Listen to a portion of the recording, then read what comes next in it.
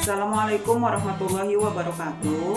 Anak-anakku sekalian, hari ini kita akan mempelajari bab pertama tentang sistem reproduksi pada manusia. Tetapi sebelum mempelajari reproduksi pada manusia, kalian harus mengetahui dulu tentang pembelahan sel.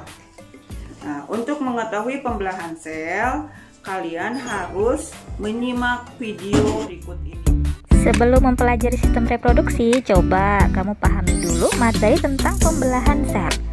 Sebelumnya, kamu telah mengetahui bahwa pada awalnya manusia berasal hanya dari satu sel. Sel tersebut kemudian mengalami pembelahan sehingga jumlah sel manusia pada saat dewasa dapat mencapai hingga 200 triliun sel.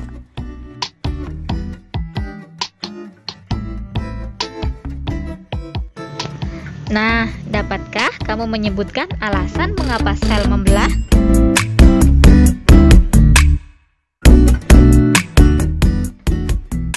Pembelahan sel itu sangat penting bagi kelangsungan hidup semua makhluk hidup. Setidaknya ada 3 alasan mengapa sel mengalami pembelahan, yaitu yang pertama untuk pertumbuhan, yang kedua untuk perbaikan, dan yang ketiga untuk proses reproduksi.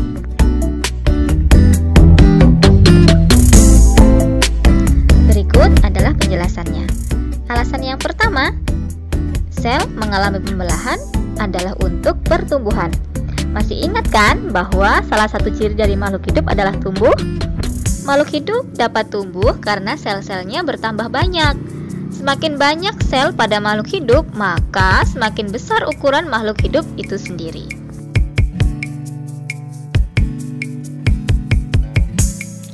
Alasan yang kedua adalah untuk perbaikan. Pernahkah kamu mengalami luka pada bagian tubuhmu? Apakah setelah beberapa lama bagian tubuh yang luka tersebut dapat menutup seperti semula? Nah, sebenarnya pada bagian tubuhmu yang mengalami luka tersebut terjadi kerusakan jaringan. Perbaikan jaringan yang rusak pada tubuhmu tersebut adalah hasil dari proses pembelahan sel. Alasan yang terakhir, sel mengalami pembelahan adalah untuk reproduksi. Reproduksi atau perkembangbiakan adalah ciri lain dari makhluk hidup. Pada proses reproduksi seksual diperlukan sel kelamin untuk membentuk individu baru atau anakan. Proses pembentukan sel kelamin ini dilakukan dengan cara proses pembelahan sel. Menurut teori sel, semua sel hidup berasal dari sel yang sudah ada sebelumnya, atau disebut juga omniselula selula. Teori ini dinyatakan oleh Rudolf Virchow pada tahun 1855. Pembentukan sel-sel baru atau anakan dari sel yang sudah ada sebelumnya dapat terjadi melalui proses pembelahan sel. Pembelahan sel dibedakan menjadi 2, yaitu pembelahan mitosis dan pembelahan meiosis.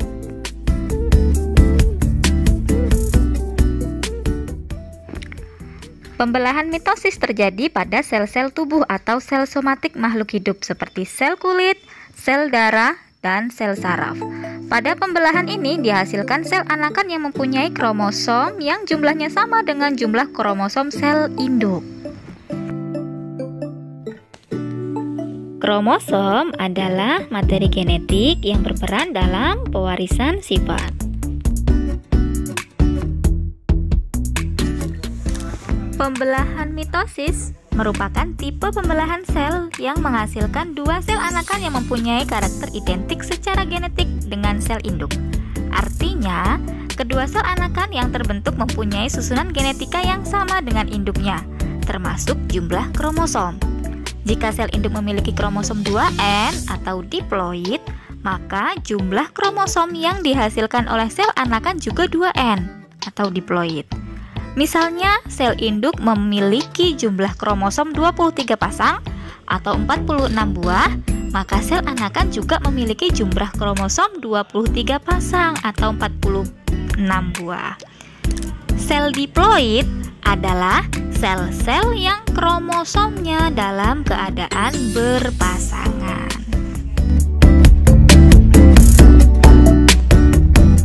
Pembelahan mitosis merupakan proses yang berkesinambungan yang terdiri atas 4 fase pembelahan, yaitu fase profase, metafase, anafase, dan telofase. Fase profase. Pada fase ini, kromosom di dalam inti sedang mengalami penggandaan. Nukleus dan membran inti rusak dan menghilang. Sentriol membelah menjadi 2 bagian dan bergerak ke arah kutub yang berlawanan. Setiap sentriol menuju ke benang-benang spindle. Fase metafase. Pada fase ini, membran inti melebur. Kromosom berkumpul di bidang ekuator yang ada di tengah sel.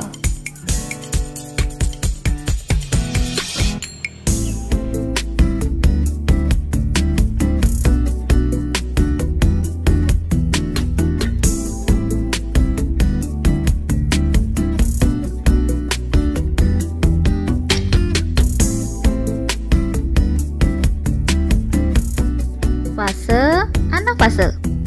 Kromosom pada fase ini bergerak menuju kutub yang berlawanan. Pada akhir anafase, kedua kutub sel memiliki kromosom yang jumlahnya sama.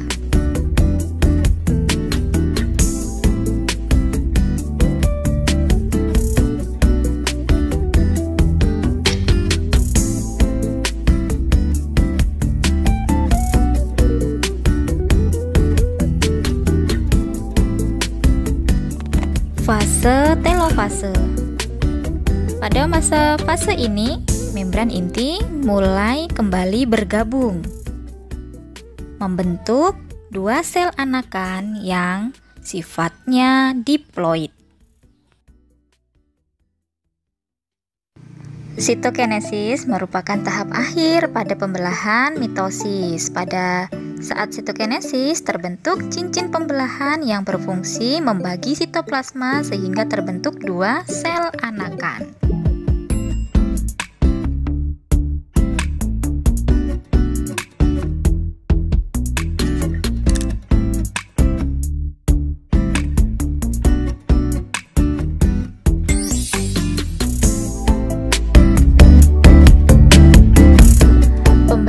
Meiosis adalah pembelahan sel yang menghasilkan 4 sel anakan yang masing-masing sel anakan hanya memiliki separuh dari jumlah kromosom sel induk.